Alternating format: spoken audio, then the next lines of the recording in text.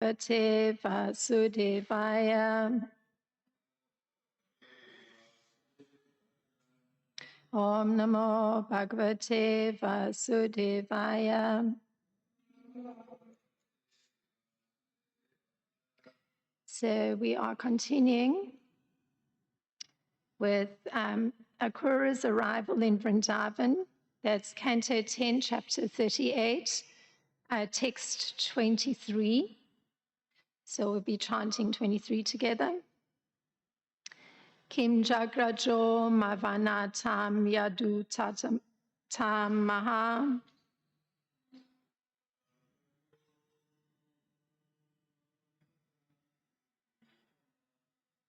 Smayan Charishvajya Grinitam Anjalao.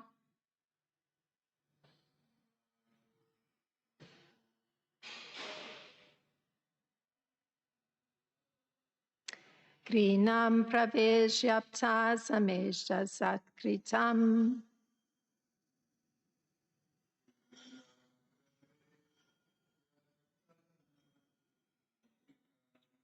Samprakshyate Kamse Kritam Svabandusu.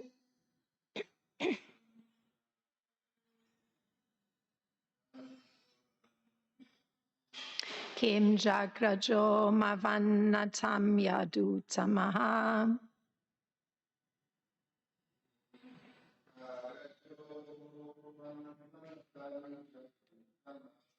Smayan Charisvaja Grinitam Anjalao.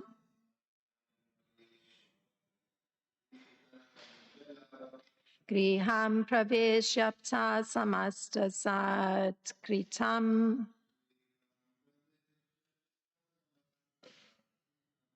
Samprakshyate Kamsa Kritam Svabandusu.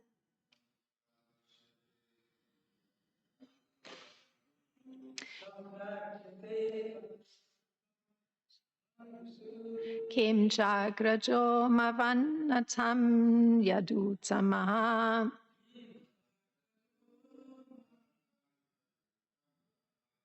Smayan Charisvaja Grihitam Anjalao.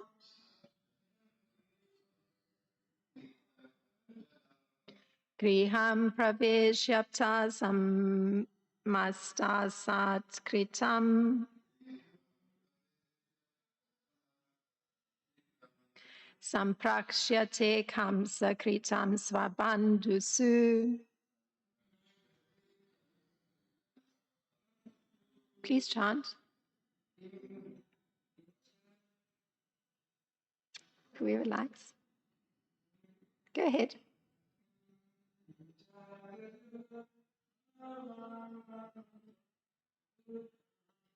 Kim Jagrajo Mavanatam Yadutamaha.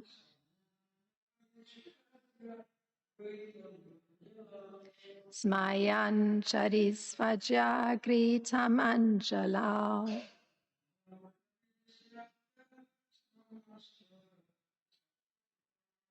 Griham Praveshyapta Samasta Satkritam.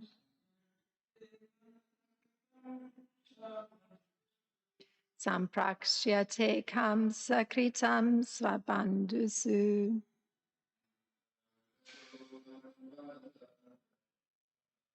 Kim Jagrajo Mavanatam Yadutama. Smayam Charisvaja Gritam Anjalao. Griham Praveshyapta Samasta Satkritam. Samprakshyate Kamsa Kritam Svabandusu. Thank you. The word for word, Kim, Cha, furthermore. Agraja, his elder brother, Lord Balaram. Me,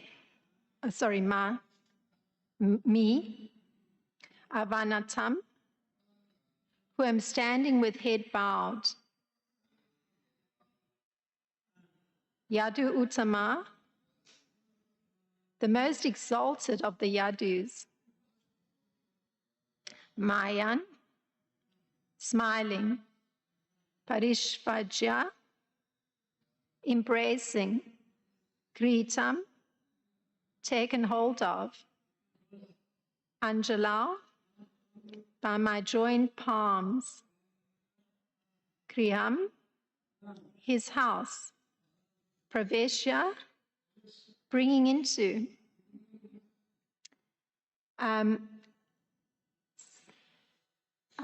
Apta, who will have received.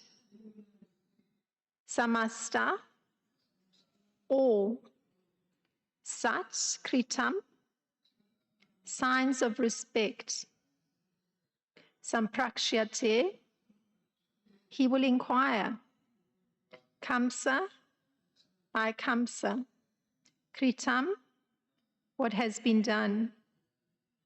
Svabandhusu, to his family members. And the translation for text 23. And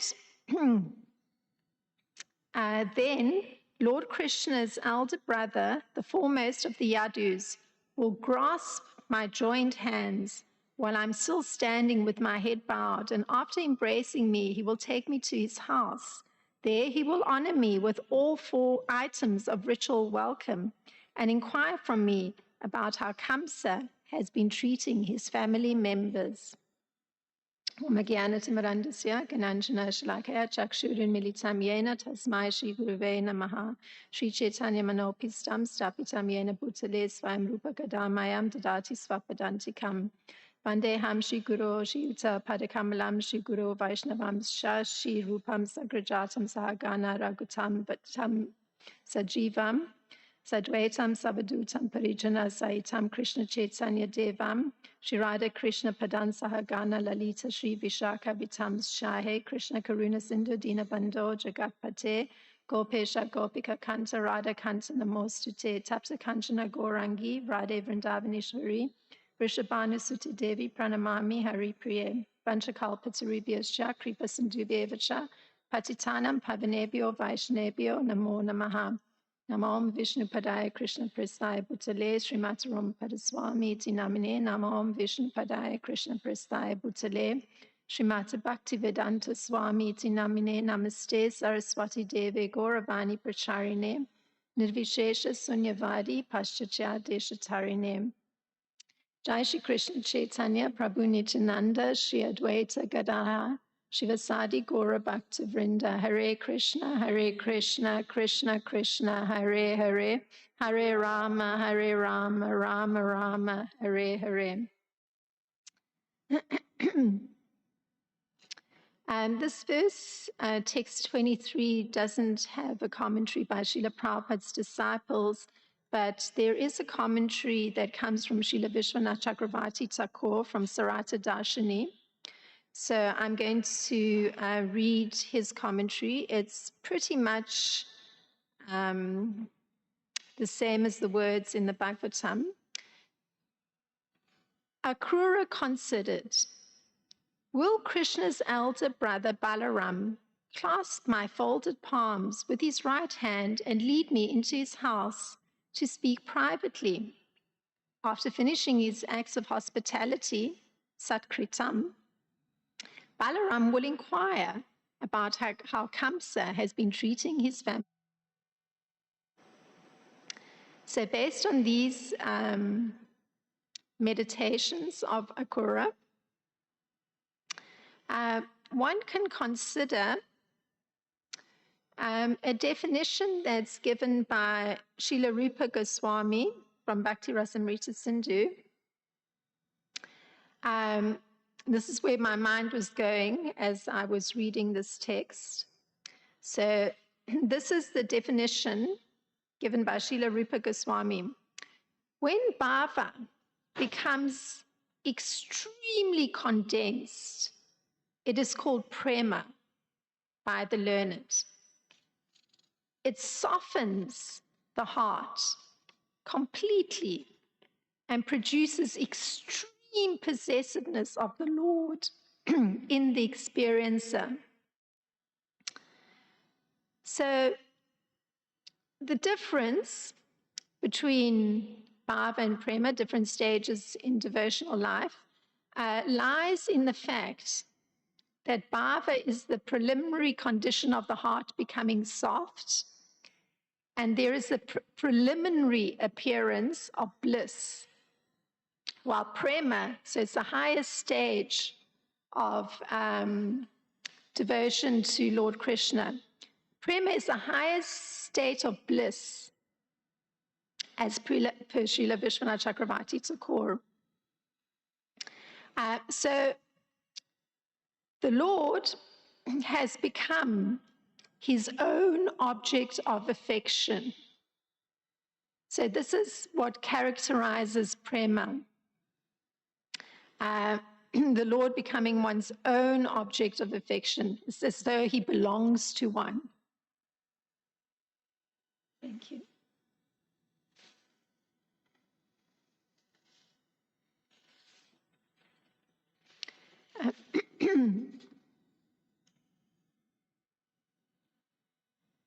And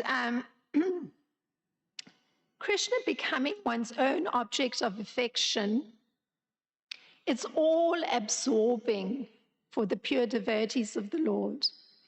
And Srila Prabhupada puts this absorption in a very nice way. I thought his words were extraordinary.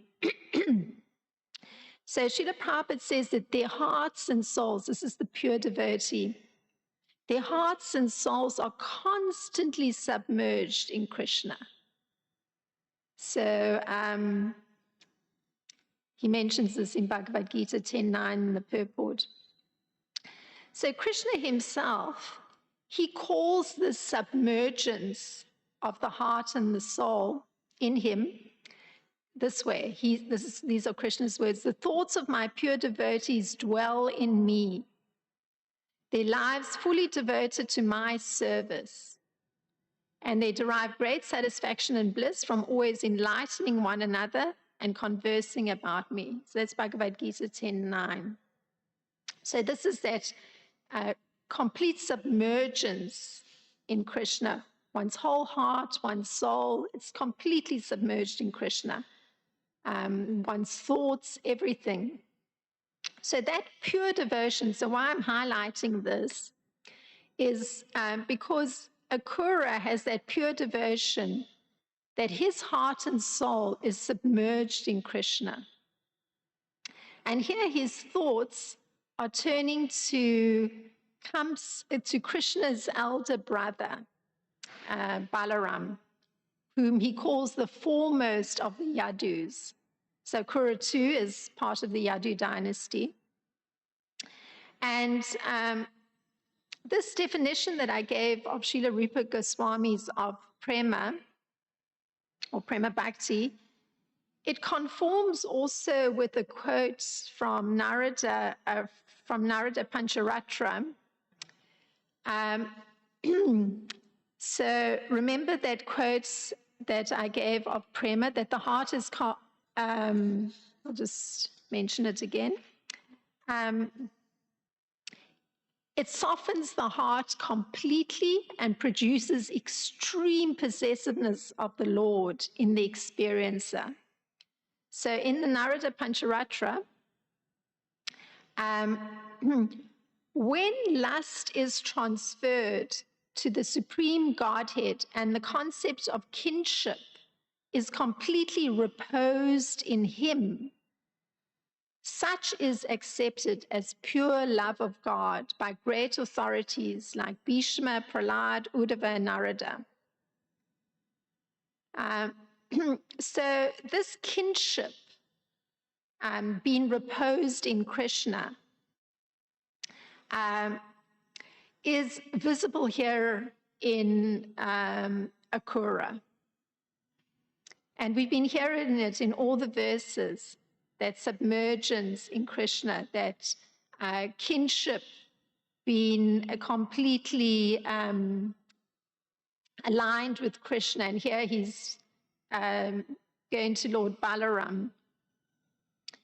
As Srila Rupa Goswami explains further, great authorities like Bhishma have explained that love of Godhead means completely giving up all so-called love for any other persons. It's quite extreme, isn't it? Usually, persons who are performing philanthropic work, they talk about, loving humanity. And this is considered a very noble sentiment to have. But actually, the highest stage of, or the highest state one can achieve is love of Godhead, and it actually means completely giving up all so-called love for any other persons. It's very unusual, with the exception of Krishna. So, according to Bhishma, love means reposing one's affection completely upon one person and withdrawing all affinities for any other persons. So that comes from Nectar of Devotion. And it's also, I was quoting this, I came across it not in Nectar of Devotion, so I'll just mention, I found it quoted in Waves of Devotion by Dhanadhar Maharaj. So the mood actually in this love of Godhead is, Krishna is mine. So this is Prema Bhakti. Not only is that thought that Krishna is possessed by one, but Krishna is mine, but also love is not going elsewhere. It's exclusively for Krishna. So to a pure devotee, Krishna is in fact always visible. And this is stated in Brahma Samhita in 538, Pramanjana Surita Bhakti Vilochanena, Santas Sadaiva Hirdayeshu Vilokayanti,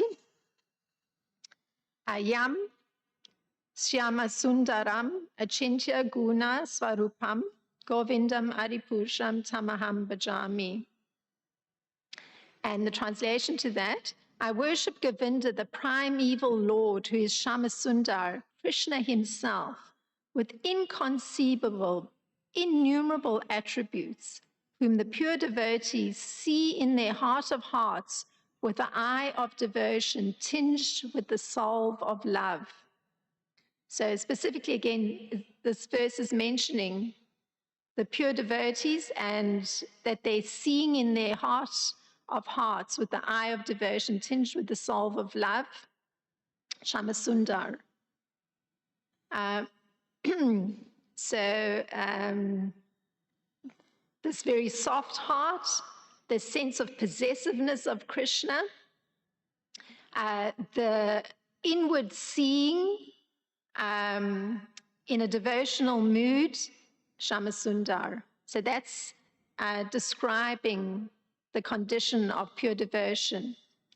So a pure devotee is seeing this form in his heart, a form that can only be visible when one's in this state of pure devotion.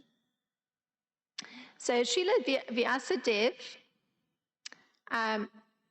there's a similar mention. He was in a state of trance, and under the influence of devotion is described something of how he was seen and functioning. We've taken it a pure devotee once again. Thus, he fixed his mind perfectly, engaging it by thinking it in devotional service. Bhakti yoga without any tinge of materialism. And thus he saw the absolute personality of Godhead along with his external energy, which was under his control. So that's given something of Srila Vyasadeva in the first canto in the 7th chapter of Srimad Bhagavatam. So that eye of devotion is the eye of the pure spiritual self of the spirit soul, the jiva. This is the eye with which Akura is seeing Lord Balaram, grasping his two joined hands, and while he's standing with his head bowed. And he's seeing Lord Balaram embracing him and taking him to his home.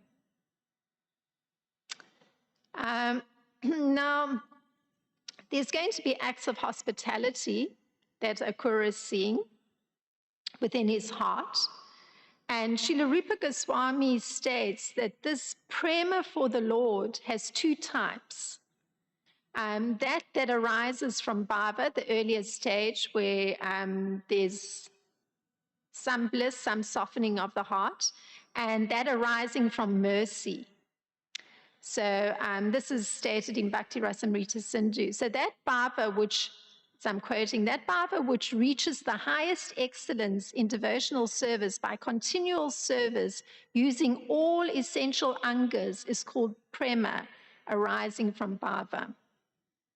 So this is one type.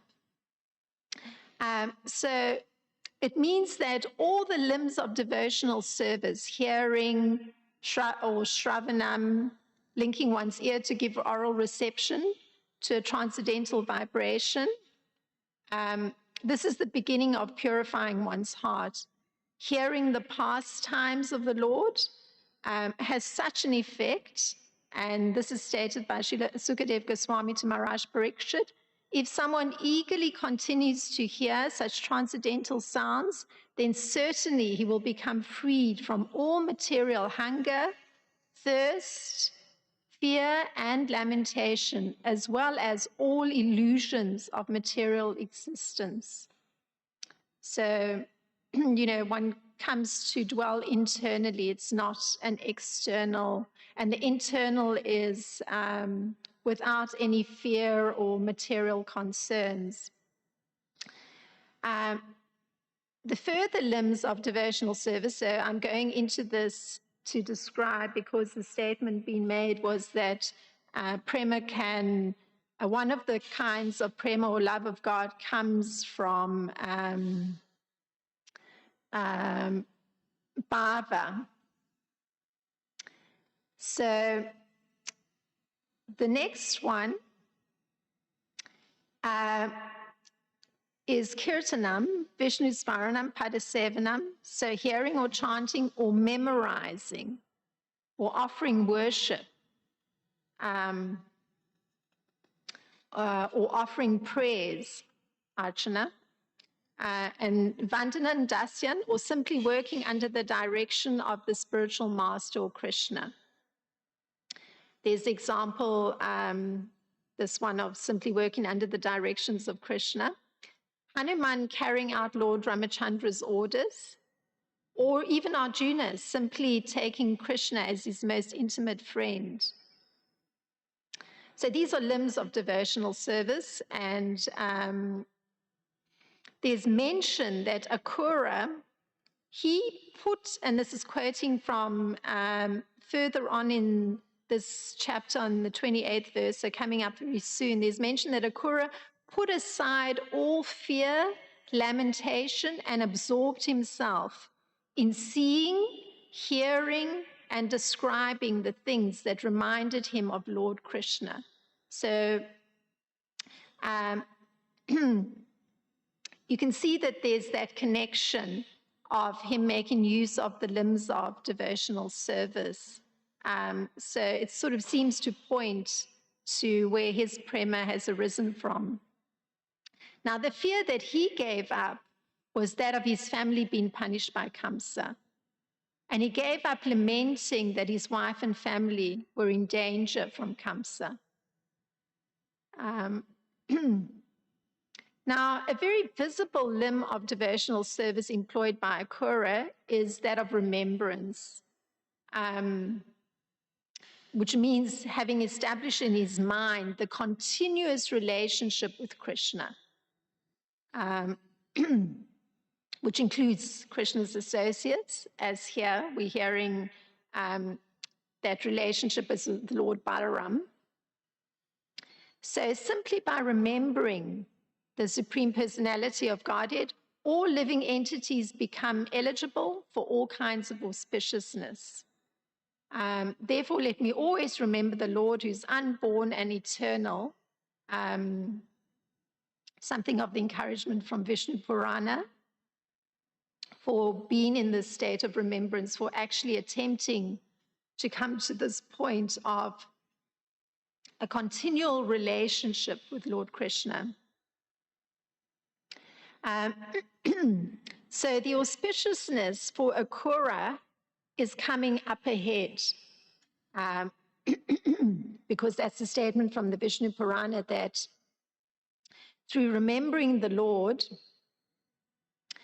one becomes eligible for all kinds of auspiciousness. So this is something of the auspiciousness that's coming up for Akura. He comes to see Krishna and Balaram literally going to milk the cows. And he's going to see Krishna literally wearing yellow garments, Balaram wearing blue garments, and he's going to literally see their beautiful eyes resembling autumnal lotuses. He's literally going to see that they're walking with the gait of young elephants, and he's going to see that they're glancing about with their compassionate smile. So he's literally going to be seeing that.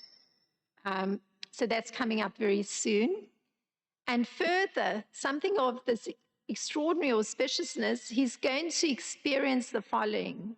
So I'm reading, because remember what his meditation is in this verse, and how the statement from the Vishnu Purana is that once actually has all auspiciousness bestowed upon one.